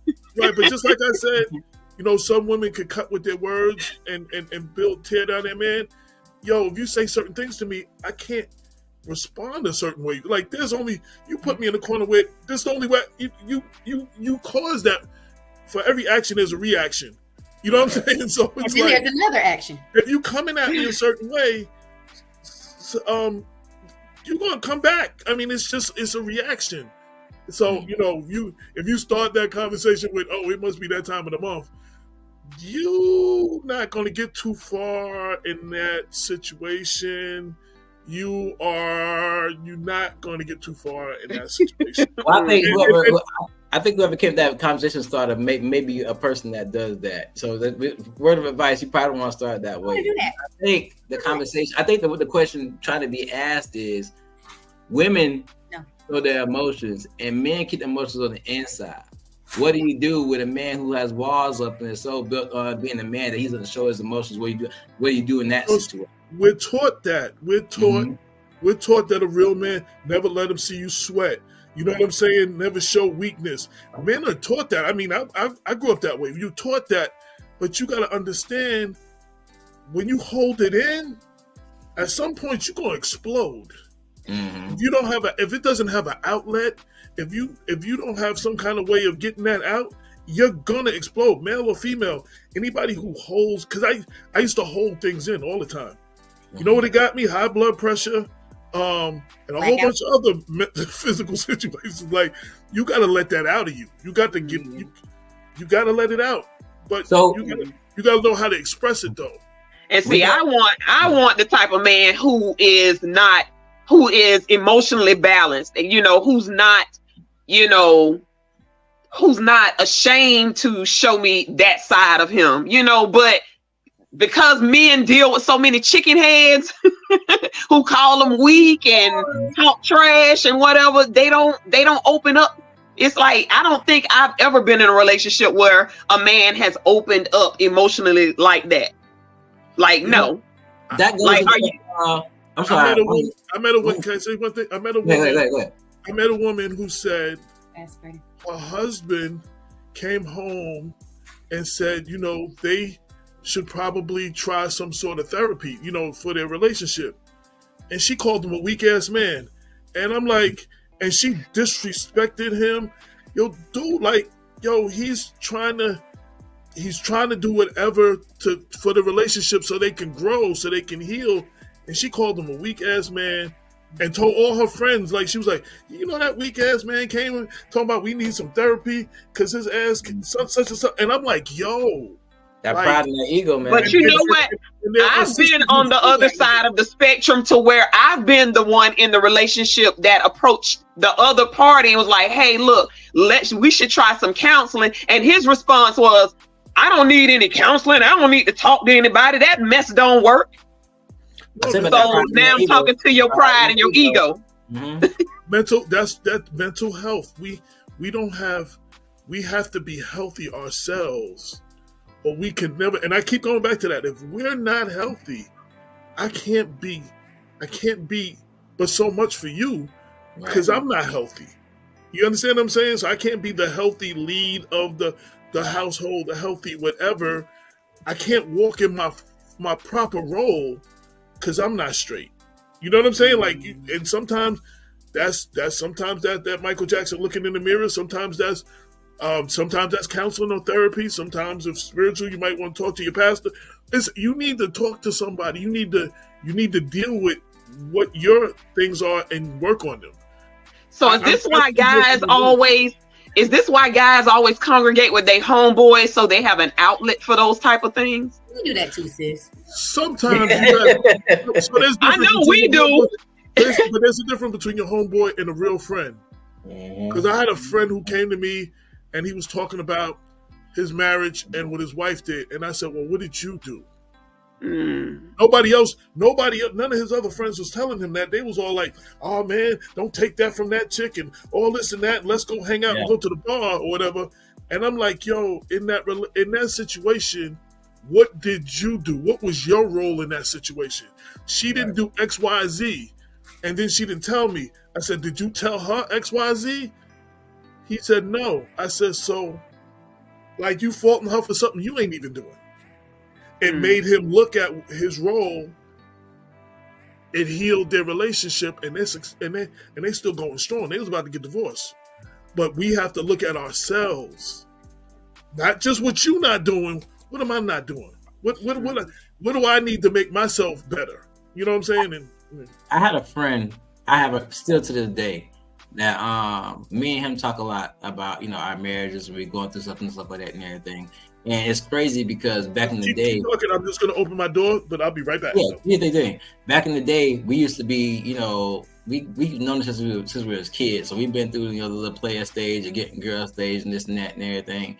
And he called me one day to talk about a situation with him and his wife about, hey, things ain't going good. I feel like we might need to get divorced and this and that and everything. And bro, I just need to get out and hang out and do something. Let's, get some drinks, something like that and everything. And I told him, like, bro, you need to go home and fix whatever's going on with your wife. You need to fix it. You need to talk. Right. Because going and getting drinks and smoking and all that stuff and everything, hanging out ain't going to fix the situation. Because you're going to do all that just to go back to a bad situation. Right. Or it's going to lead you somewhere you don't need to be because you're drinking. Oh, yeah, in a worse situation. When you come back, you married your wife and some other floozy or whatever, some chickens, you're going to say the right things to him that day in that moment. And now you didn't cross a line you can't come back from. So just the thought of it from a woman's perspective, like you'd rather go out and do A, B, and T and hang out with your boy instead of coming and talking to me and fixing what we got going on. Right. Exactly. Exactly. And that goes both ways too. That definitely goes both ways too. Right. We were talking about. I had another conversation. We were talking about cheating. Cheating isn't always having sex with another person. Cheating is when you are giving something to someone else that you are not giving to your wife. If you have conversation that you can only have with your boys that you don't have with your girl or your wife, or you have with another woman, I'm sorry, that you don't have with your wife, you're cheating on your wife. And vice versa. When that woman is only sharing it with another dude, and I'm saying there's no sex, there's no kissing, there's no nothing, but just sharing the emotional part inside of you, something, and you're sharing it with another male that is not your man. Right. That part is cheating as well. Baby, look. Yeah. It's a lot of men that don't understand that. Like, that's one of the first things that I talk about in coming into a relationship. Like, point blank period. You already know, hey, with me, it's not sleeping with another woman. If you, and I believe it could be a male or a female, even if you are straight or whatever the case is, you can cheat on me with a female. You can cheat on me with a male. It doesn't matter. If you are giving someone time to be in home. The world we live in. Especially if you're in Atlanta. I'm sorry. I might be moving there. Wait a minute. Hey, you want to make us lose Atlanta viewers, sir? Calm that down. I spent 12 years in Georgia. I know. There's a lot of brothers on the down low that are married and got kids that are on the down low. I'm just saying, Atlanta is a special place down in Atlanta. No. Like that intimacy that you're giving and your partner is yearning for it and you're not giving it, you're cheating. You're giving the intimacy to someone else. Exactly. Yes. That's a really hard concept for a lot of people to understand or to get. Like the girl is sitting at home, the boy, someone sitting at home, the other person is out having fun, hanging out with their friends on a constant weekend basis. You're cheating. You're doing something with other people, persons that you should be doing with that significant other. You might as well not. You might as well be single. You know, me and my wife, when we got together, we made a pact. And it's funny because she kind of caught me on the other day. So let me tell you the scenario. So we realized that a lot of our friends, you know, were single and stuff like that, and we were going to get married. And we decided, like, hey, you know, there's a lot of stuff I did when I was single that I would still like to do. There's a lot of stuff she did that she was single that she would still like to do. We compromised and like, okay, we do these things, we're gonna do them together. Like my wife's really into reggae music and went to the reggae club, stuff like that. Y'all know me, I'm an ex-Christian rapper, so I'm a little more on the conservative side and everything. But it's still some things, you know, I like to do. So we decided whatever we're gonna do it together, because you know, doing it that way, we're still enjoying, you know, the things we like about ourselves, but enjoying it with the person we love too makes it so much better. Plus, not putting yourself in a situation where I'm going out with my homeboys and doing something stupid, or if you go out with my homegirls and doing something stupid, you know what I mean? So it's funny because my birthday was just last week, and my wife was sick.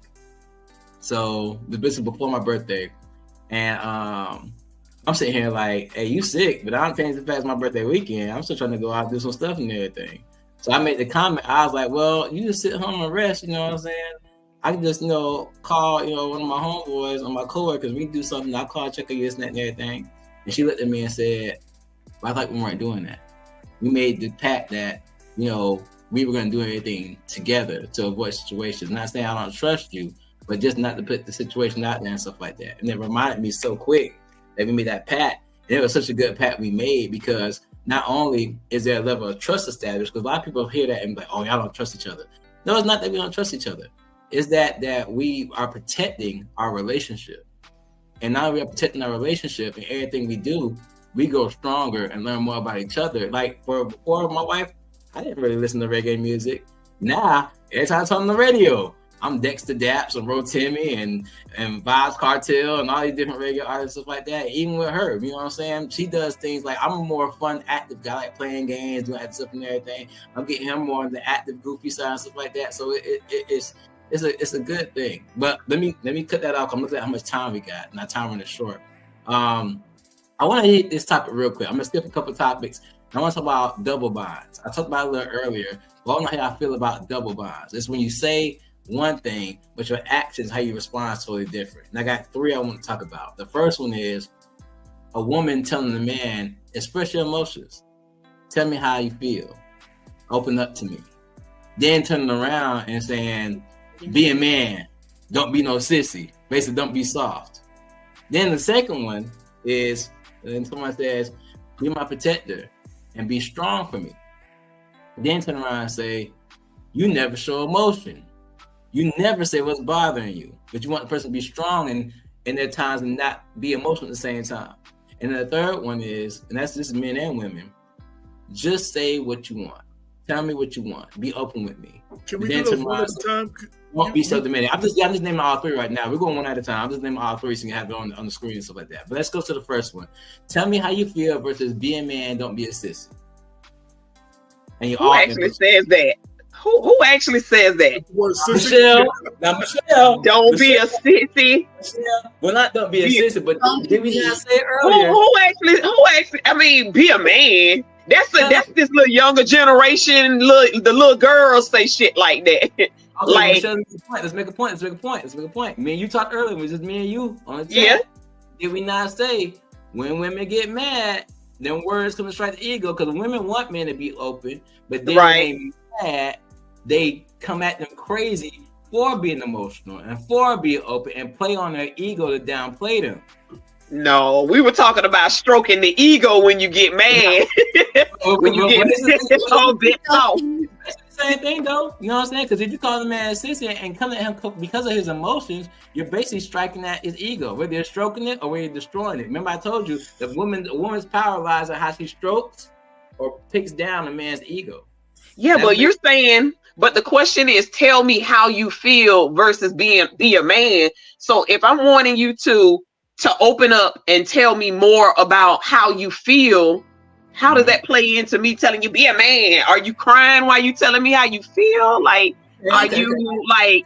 Let me give an example. I've been in relationships where I've been told I don't express myself enough, but then when I try to express myself enough, I've been told, "Oh, you're whining. or you're being sensitive, or you're nagging. You know what I'm saying? Don't tell me to defend yourself. And then when I do, you look at it as there's a problem. I think that's the point that was trying to be said here. You know what I'm saying? You want me to be open with you, you want me to share my emotions, but you know how I do it. You don't receive it, or you're coming at me like I'm being sensitive or over emotional or nagging or whining and stuff like that. But you tell me to express myself, and I can't express myself because every time I do, you turn it back on me. That's kind of like us saying that you're being mental because it's your time of the month. You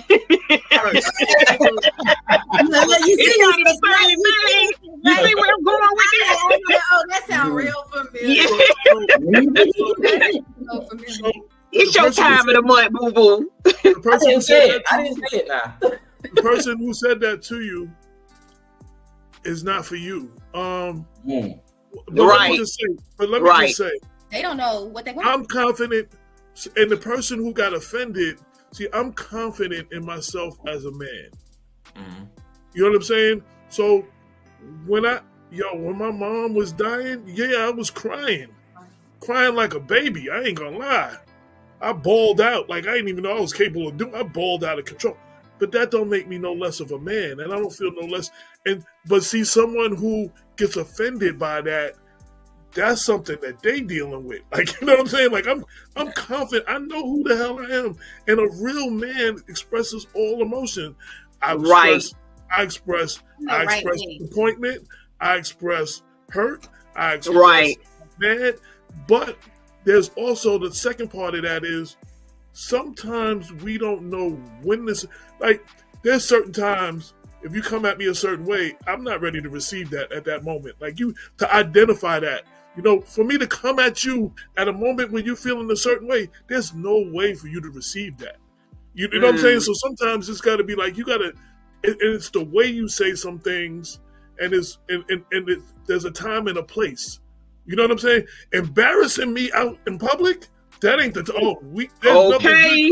ain't nothing good come. We get back in the house, and excuse my language, we have every conversation. All bets are off, baby. You know what I'm saying? But you doing that in front of people and you playing me like we gonna have an issue. Mm-hmm. Yeah, that's that lack of respect there. Once you get when you out in public, there's a lack of respect with that. Personally, I could never see myself telling a man to be a man. Like under what circumstances? Under no circumstances would I ever see myself telling a man to be a man. It happens. I wouldn't, whether it's tears or whatever, like, no, hell no. I wouldn't tell a man to be a man, but in my head, like, depending on the circumstance, in my head, I would be like, okay, he's not the provider that I'm looking for. Not even that. I can't see myself tearing a man down with my words like that. Like, I mean, we already talked about stroking a man's ego, but to tell a man to be a man and you being a bitch right now. Oh, I'm sorry. Excuse my language. But I mean, I couldn't even imagine under any circumstances doing that. I don't care what he do. Like, no, it's just some things that, nah. Because even if you're not the man for me, I'm not going to tear you down for the next woman. You might not be the one for me, but I ain't gonna tear you down for the next one. And for the record, let me say, as a man, there are some men who are B words. You can be a B, you can be a man, you can be a man and be a B word. Of course. So, but again, I'm confident in who I am. Mm-hmm. What's that thing? It ain't what they call you, is what you answer to.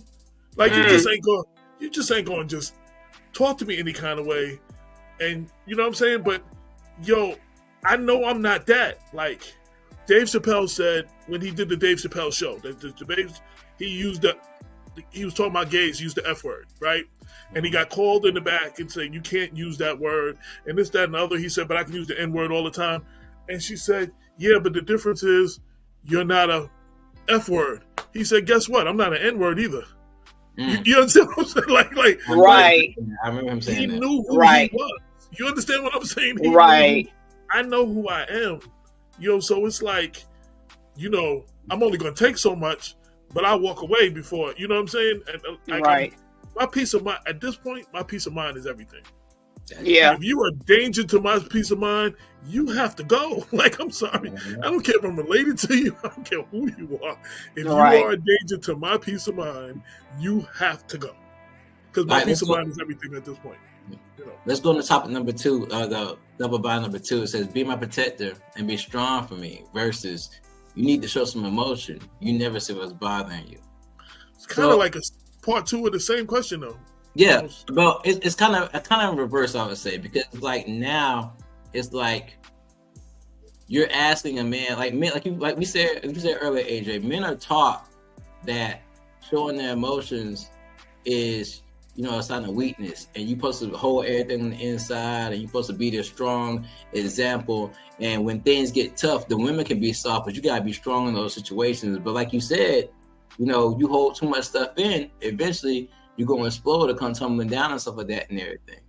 But even though we're told we need to show our emotions and stuff like that, it's still the stereotype put on us. You got to be strong. You got to be strong from birth, from our fathers or fathers are there, from women raising us to be like, okay, you know, you don't have a father, but I'm going to raise you to be a strong man based on how as a woman and stuff like that. To society, you know, saying everything is sus, and, you know, everything is if you do certain things, like even if you eat a banana a certain way, they calling you gay. So it's like, you know what I'm saying? So it's like, you know, everything like that has more to do with the other person than it does to do with you.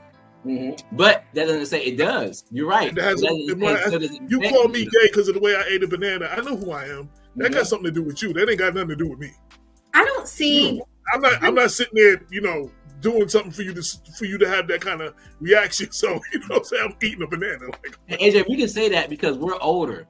But like I said, I work in the school system and see these young boys, and, you know, the mind frame of a young person is like putty. You can mold it any way you want it to go, you know what I'm saying? So, yeah, there's some boys that, like, you know, hey, you know, because we don't have enough men examples in our community.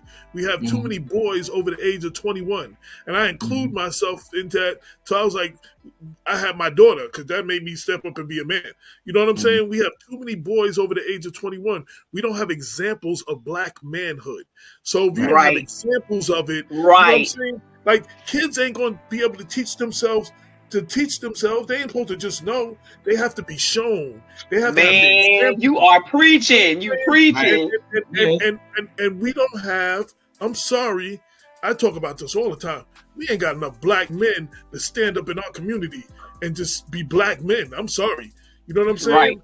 And I got a problem. And I have these conversations with my community that have been in my community. So, you know, I should have had you on another podcast we had, because we had a conversation. It was called I did 2 other podcasts. One was called Black Man versus the World, and the other one was called Do Black Lives Really Matter? And we kept getting on both those topics. We kept getting on the same thing of why is the black community failing. And the number one reason we kept coming up with is because there aren't enough black fathers in the home. And that kind of you know what? I didn't say black fathers. I said black men. Because first off, there's a lot of black men like I was who was taking care of some other man's kids. You understand what I'm saying? I married the woman. She had 2 girls.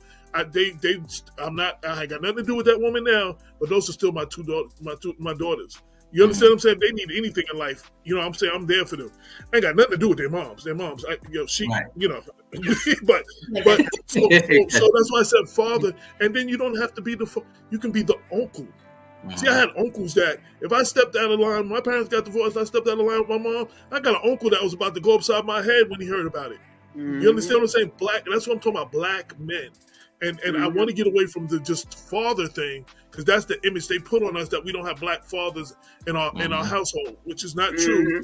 The studies show more black men raise their kids than any other race or group of people. And white people and Hispanic people, there's statistics. I can share it with you. You know what I'm saying? More men are more likely to take care of their kids or the kids of the woman they're in a relationship with than white men, than Hispanic men, and it's just statistically true. So, you know, society has helped take the man out of the house. Like, you watch old movies like Claudine. I don't know if y'all remember that movie, Claudine. She had to hide James Earl Jones in the closet because the people that were giving her the public assistance, she couldn't have a man in the house. You know what I'm saying? Like, They force you to not have a man and have to get the help you need. You know what I'm saying? So we gotta step up and be who we need to be. You know what I'm saying? That's it. And when we take our rightful place, our community, you can't have a healthy black community without healthy black men. Real men. I just want to say one thing coming from a single mom's perspective on that. And I'm sorry, but I know that us single moms, we raise productive young men to go on to lead productive lives and everything. But I'm sorry, without a positive male role model in that young man's life when he is young, we are lacking. These young men are lacking certain aspects that we as single moms can't give them. And I'm speaking as a single mom of sons who are highly productive and successful and whatever, but there are certain parts that I couldn't give them. I couldn't tell my sons how to approach a girl. I couldn't tell them about, the sexual aspects of, their first time and what it would be like and all of that stuff. I couldn't tell them that. And trust me, I had one of them came and asked me, and I was just like, well, I had to go get my brother. You know what I'm saying? I remember my son being 10 years old in the shower, choking his little chicken with the soap. And I was so shocked. I didn't know that's what little boys do naturally. Like that's not something you're gonna be able to stop. He all soaked up in the shower, just plugging away. But I'm a girl, so I was like, something wrong with him. But it goes both ways, though. I have a daughter, and at some point, I realized that I can't teach my daughter to be a woman. I can tell her from a man's perspective of what I believe a woman is, but it outside of her mother. We weren't together. Outside of her mother, it was my mother and my sister. Mm-hmm. And she had a strong women role models. Right. And the same thing, even with a single mom. My best friend that I do the paper with, he had a single mom, but his mom always kept strong black men. People she was gotta have the black men. Gotta have the black men. Not people she was in relationships. Right, not people she was in relationships with, but she always had strong black men. So he got to see what a strong black man. And all these men all wore suits. They was all suited and booted. Guess what? Yes. He's the cleanest dude I know, because that's what he's seen growing up. Men wearing suits. You know what I'm saying? So that's how he get down. Right. I'm good in a sweatsuit. I got a polo sweatsuit on. I'm good. You know what I'm saying? But he had that example. Right. We have to give our kids that example. Right. They need that. Exactly. Tupac talked about that a little bit. He was raised for the most part by his mom, but until he had male role models, you know what I'm saying? He was handling some situations more emotional like his mom would. Right. He has real men in his life. Yes. This is how men handle situations. You know what I'm saying? And right. So we have to keep, and a lot of single mothers, you got the football coach or somebody in church, or sometimes your brother. You'll find them. You'll find them. Single moms will find them. Right. Yes. Yeah. What you just said brought us back on topic, though, and I get all of that, but at the same time, I'm like, I think that I think all these in this last section, I cater more towards women than men or both, but I don't think that it's showing emotion, crying, being vulnerable, I don't think that necessarily means that you're not strong. In fact, right. Like that is bringing more strength to you, especially right. And knows him and is comfortable. I'm probably trying to be rude, y'all. But we almost out of time. So what I'm gonna have to do is I'm gonna have to do a part 2 of this segment and invite y'all back. I really am. Can I say one thing in closing? Can I say one thing in closing? Well, we got like 2 minutes. Everybody get the concept. Just go ahead. My mother's father, my grandfather, he was a thorough dude. But if you ever seen him tear up, that means get the hell out of the way, because he about to tear things up. So that's when you saw that. That didn't make him weak. You knew to get the heck out the way if you ever see, because that's how it's the Hulk's about to come out in him. You know what I'm saying? And it's like, so tears don't always mean the same thing. That's the point I wanted to make. So real quick before we go, if everybody could give your contact information, tell people where they can find you on social media, what you do, and stuff like that, so people watching can keep in contact, and maybe you can grow from this experience. Oh, I'm going first. Oh, I'm She Green. You can find me on Instagram and TikTok at One She Green, and on Facebook just She Green. Gotcha. Okay. All right. I'm Bionica McLean. I think you can find me on Facebook as Janice McLean or Silent Storm. Okay. If you see my name at Mr. AJ Woodson, I'm on every form of social media that I'm on as at Mr. AJ Woodson. And if you need to email me, that's my email, mrajwoodson@gmail.com. So it's real easy. Everything's at Mr. AJ Woodson. Most definitely. Well, as y'all see, this has been Conversations with T-Horne da UnCool. As you see, we went a little over, and we got to continue because we still have some more stuff to discuss. I hope I can invite these guests back to enjoy this conversation and enjoy a little more to give you guys more understanding. But we ran out of time. That's what it is. So we'll get to it another time. Thank y'all once again for giving your insight, bringing enlightenment, understanding, and hopefully everybody who watched this can go about this topic in a more positive way. With that being said, y'all, I'm T-Horne da UnCool. This conversation with T-Horne da UnCool. Be blessed. Be uncool. Out.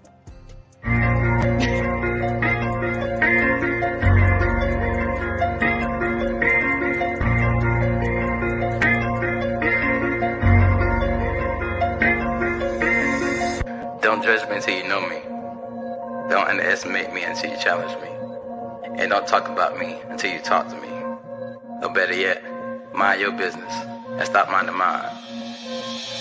Yeah, I'm the topic of conversation. Circles talk about me. Yeah, I'm in rotation. I'm the one they talk and then they gossip about. Now it's so hard for them to keep my name out their mouth. Oh, I'm the topic of conversation. Circles talk about me. Yeah, I'm in rotation. I'm the one they talk and then they gossip about. Now it's so hard for them to keep my name out their mouth. Oh, my name coming out must taste good cause you keep it in your mouth. Got something else for you if you go down south. I'm just playing. What the heck you talking about, huh? Why you worry about who wanna date, huh? Why on the main course on your plate, huh? Why everything concerning me gotta turn to be argument or debate, huh? Is he a Christian religion? Has he forsaken? He just was dating her. How many women he dating? Had another kid? That nigga don't know when to stop. I heard he smoking, getting high. Boy, that fell from the top. See what I learned. This your concern. This is all about me. Y'all gossiping made me look at y'all like female dolls in heat. But let's make something concrete. I'm seasoned, yes indeed. Y'all must like the recipe cause y'all all on my meat. Yeah, I'm the topic of conversation. Circles talk about me. Yeah, I'm in rotation. I'm the one they talk and then they gossip about. Now it's so hard for them to keep my name out their mouth. Oh, I'm the topic of conversation. Circles talk about me. Yeah, I'm in rotation. I'm the one they talk and then they gossip about. Now it's so hard for them to keep my name out their mouth. Oh, haters try to diss me, they love me but they dismiss me. Play hard but acting sissy. They lies be so convincing and exes get jealous quickly. They won't admit that they miss me. They hate that I moved on, so use my children against me just to keep up the top. People peep on my wall just to keep tabs on my flaws, just to keep me fall. Doing everything they ask me, but that ain't enough. I'm on everybody's tongue and everybody on my jump. His rap career won't take off. That nigga ain't hard, he really soft. Try to see his page, but I'm blocked. He was living for Jesus, then he stopped. He get girls just to knock him off. He lie, the truth ain't what he taught. I be so close to popping off, but then I realize I don't give a fuck. Yeah, I'm the topic of conversation. Circles talk about me. Yeah, I'm in rotation. I'm the one they talk and then they gossip about. Now it's so hard for them to keep my name out their mouth. Oh, I'm the topic of conversation. Circles talk about me. Yeah, I'm in rotation. I'm the one they talk and then they gossip about. Now it's so hard for them to keep my name out their mouth. Oh, My whole life, I lived it based off of other people's opinions. They judge what I do, what I say, how I think, and I judge my whole life based off their interpretations. But now I got to the point where I realize my life is my own, and I'm the only one that can live it. So, if you got an opinion, keep it to yourself. I'm gonna live how I see fit. I'm the topic of conversations. Yeah, I'm in rotation. Gossip about, keep my name out their mouth, oh.